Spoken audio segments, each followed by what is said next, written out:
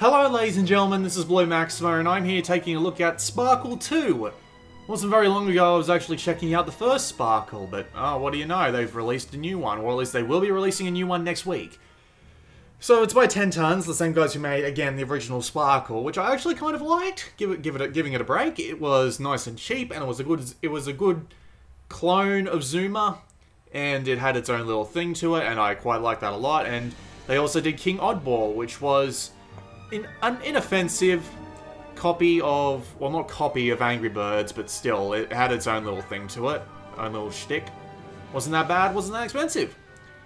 And now we're here at Sparkle 2, which is basically just a small upgrade over the top of the original Sparkle, but it does have some decent improvements to it. We might as well go have a look. So I've been playing for about an hour at this point. I've gotten 2 of the 5 keys that are required to finish the game. And you get these 5 keys by progressing along the path, which contains a large amount of levels. There are 100 levels in the game, I believe. And then on top of that, you've got things like challenge levels and survival levels. Survival, you just last as long as you can and get as many stars as possible by finishing as many stages as possible. And challenge levels are just harder versions of some levels. So, you do have a fair amount of content to go through here, but I should probably stop talking, but I'm not going to. So, you got trophies over here. I've got 5 of, like, 14 right now, which is pretty nutso. As you can see there, total time played, hour 15 minutes. 30% quest progress, so it's like, you know, there's at least 90 levels in here. And stages 1 lost, and how many power-ups you've gotten, you know, just typical statistics. And this is the Orb Slinger. You can pick different enchantments that can make the game easier or harder. So as you can see, launched orbs fly faster, the game's easier but levels take longer. Eternity Swap, instead of swapping the first 2 orbs, the first orb is moved to the back of the queue. And power-ups are thrown at the Orb Slinger, not away from it. That's kind of an odd one. But we'll stay with Tranquility for the time being, because I don't want to look like absolute arse and make the game look terrible. And Horn of Plenty, there's more enchantments that can come along here, of course, with this one. Orb Slinger has 4 orbs instead of 3. That doesn't actually help very much, but usually picking a good combination of orbs enchantments, I should say, is a good way of keeping alive through these stages. So, what is this game? Well, have you ever played Zuma? Have you ever played any of the low-budget, usually crappy clones that even came up on those, like, really old phones? Well, this is pretty much that sort of game. You control the game with either the analog stick or the touchscreen. And when you match 3 orbs together, they disappear, and the idea is to keep all of the orbs away from the end of the level, which is marked by that hole. You get more than one match of orbs done in a row, and that's just a match of orbs, not just a continuous chain where it's always constantly flying backwards. What the hell am I doing? Orbs are just constantly flying backwards. You get a power-up spawning somewhere randomly on the level, and if you get the power-up with an orb, you get that power-up. Very simple. And quite engaging. I especially like the music. I'll let you listen to the music for a bit.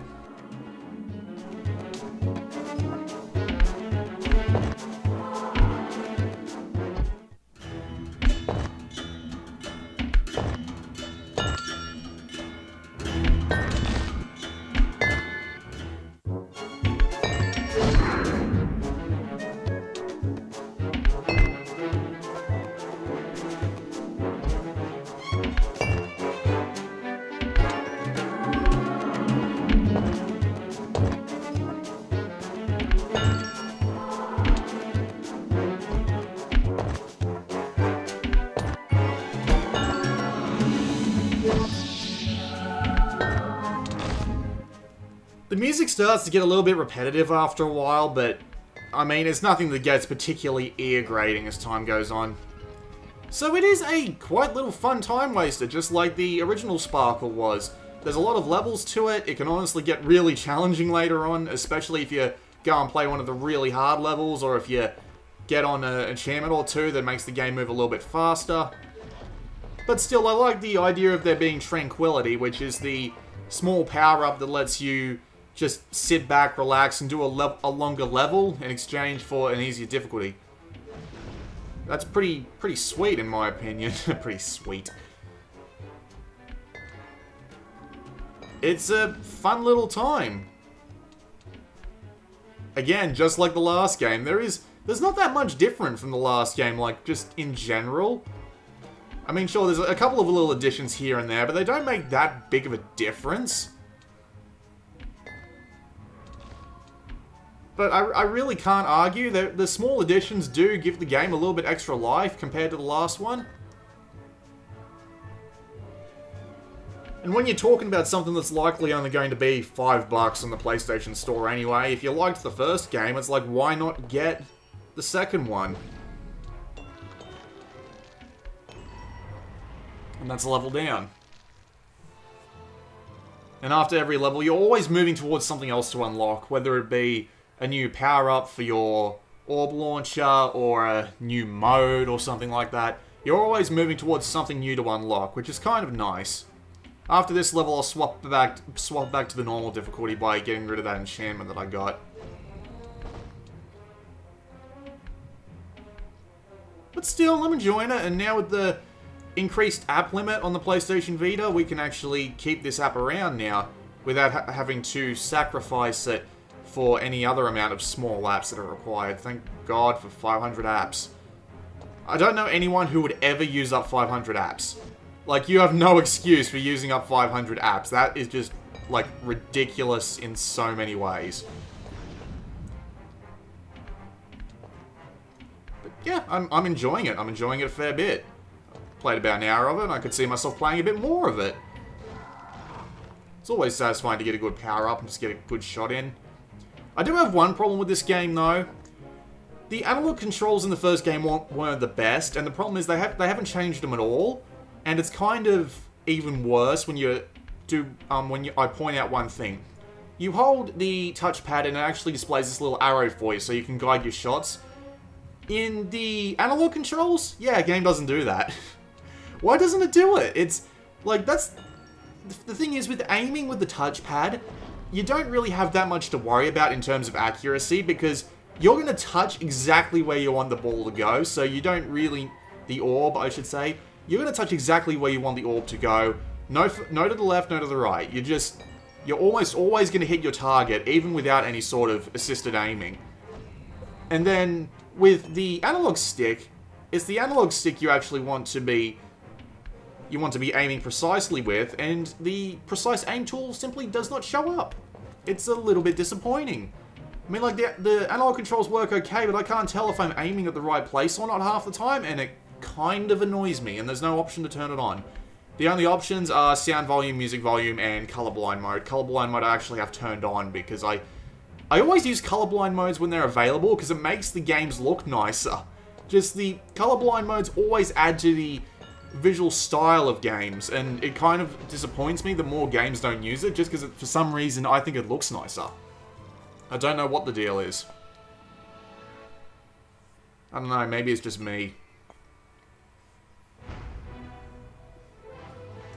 But still, it's a minor thing, and I can't imagine not using the touchscreen for this anyway, because I can't imagine being accurate and quick on the analog sticks, even with the sort of aim assist that they have going on the touchscreen. It's kind of a non-issue once you get used to the touchscreen, although it does start to hurt your arm a little bit if you have to hold your Vita up for too long.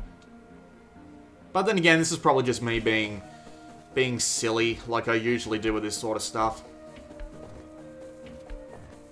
Yeah, if this game comes up for under $5, I don't see any reason not to pick it up. It's an honest improvement over the last game. It's got more levels. It's got a fair amount of stuff to do. One of the trophies is play the game for 4 hours, and I am more than capable of believing this game will take a lot of people more than 4 hours to finish. You have to run through the campaign mode 3 times, but the levels get harder every time you do, so there's definitely a bit of replayability in there, and then you've got the challenge levels and the survival levels that'll keep you going as well. I don't think there's any sort of online high scoreboard, which is a bit of a shame, because this is the sort of game that really cries out for that sort of thing. But I can't really say it's not really that badly missed. I mean, this isn't that sort of game that you'd really score attack on that much, so it's not that huge of a deal. I have nothing really against them for not implementing a high scoreboard, but still, it's just a little bit of a notable missing feature. But other than that, game itself is fun, runs perfectly as far as I can tell. I haven't seen this drop below 60 yet. It's very pretty, very nice to look at. I like the soundtrack a lot. I'm probably about to lose here. I forgot to actually turn off the easy mode thing, I'm sorry. I'll turn it off and just have the music up so you can just watch one level of the game being played with no commentary over the top of it. But again, I really do enjoy this game a lot, and it is coming out next week. I do not know price details because those weren't included in the email. I will... And again, I recommend it if it's $5 or under, because I'm pretty sure the last game was $5. And the last game was worth $5, and this game will also be worth $5. So, not much else I have to say other than that. It really is very pretty. Wee, bunk. Wee, bunk. Got you in the middle.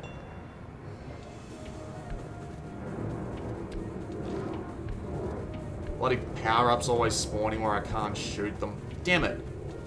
Damn it! Remember what they say about sucking at everything? Well, I suck at everything. I don't even know what that means, I'm sorry. But yeah, I suck at pretty much every type of game, and this is no exception.